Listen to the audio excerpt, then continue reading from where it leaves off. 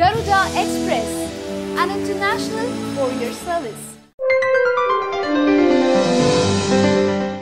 భూమా నాగిరెడ్డి మరణంతో నంద్యాలలో త్వరలో ఉప ఎన్నిక ఖాయం.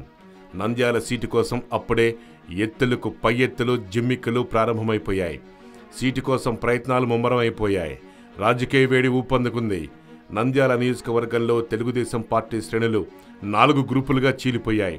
భూమా నాగిరెడ్డి మరణం తర్వాత టికెట్ ఆయన కుటుంబంలోని వ్యక్తికే ఇస్తారని అనుకున్నారు. అయితే భూమా అఖిలప్రియకు మంత్రి పదవి దక్కడంతో ఇక ఆ కుటుంబానికి టికెట్ ఇవ్వకూడదని టీడీపీలోని కొన్ని వర్గాలు కొత్తగా ఓ వాదనను తెరపైకి తీసుకొస్తున్నాయి. అటు చంద్రబాబు కూడా ఈక్వేషన్స్ మార్చాలని చూస్తున్నట్టుగా సమాచారం. మరోవైపు ముఖ్యంగా శిల్పా మోహన్ రెడ్డి నంద్యాల టికెట్ తమకే ఇవ్వాలని ప్రధానంగా పట్టుబడుతున్నారు. ఒకవేళ చంద్రబాబు తనకు టికెట్ ఇవ్వకపోతే ఇండిపెండెంట్ గా అయినా సరే రంగంలోకి దిగాలని నిశ్చయించుకున్నట్లు సమాచారం. ఈ ఇన్ఫర్మేషన్ చంద్రబాబు చెవిలో పడింది. ఆ రకమైన సంకేతాలు చంద్రబాబుకు పంపించారట శిల్పా మోహన్ రెడ్డి. ఇంతటితో శిల్పా మోహన్ రెడ్డి ఆగలేదు. తన కార్యకర్తలతో సమావేశమయ్యారు. ఈ సమావేశంలో నంద్యాల టికెట్ శిల్పా మోహన్ రెడ్డికి ఇవ్వాలని ఏకగ్రీవంగా కార్యకర్తలు తీర్మానించేశారట.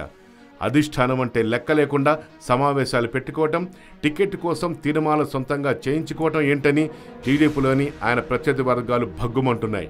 ఇప్పుడే ఇలా ఉంటే రేపు నిజంగా టికెట్ ఇచ్చి బాబు ఆయన ఎమ్మెల్యేలు చేస్తే ఎవరిని లెక్క చేయడని, అలాంటి వారిని ప్రోత్సహించవద్దని చంద్రబాబుకు చెప్తున్నారట. అయితే కార్యకర్తల ఒత్తిడి మేరకే సమావేశం ఏర్పాటు చేసినట్లు శిల్పా వర్గం చెప్తోంది. సరే, ఏది ఏమైనా శిల్పా ఇలా చేయటం ఖచ్చితంగా బాబును ధిక్కరించడమేనని తెలుగు తమ్ముళ్ళు అంటున్నారు.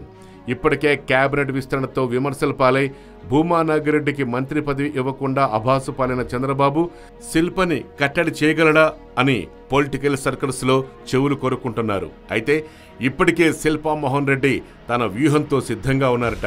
టికెట్ గనక రాకపోతే స్వతంత్ర అభ్యర్థిగా రంగంలోకి దిగటం మాత్రం ఖాయమంటున్నారు ఆయన అనుచరులు. చూడాలి బాబు ఏం చేస్తాడో. హాయ్ యోయో వ్యూవర్స్, సబ్స్క్రైబ్ చేసేటప్పుడు అక్కడ ఉండే గంట సింబల్ ను ప్రెస్ చేయడం మర్చిపోవద్దు.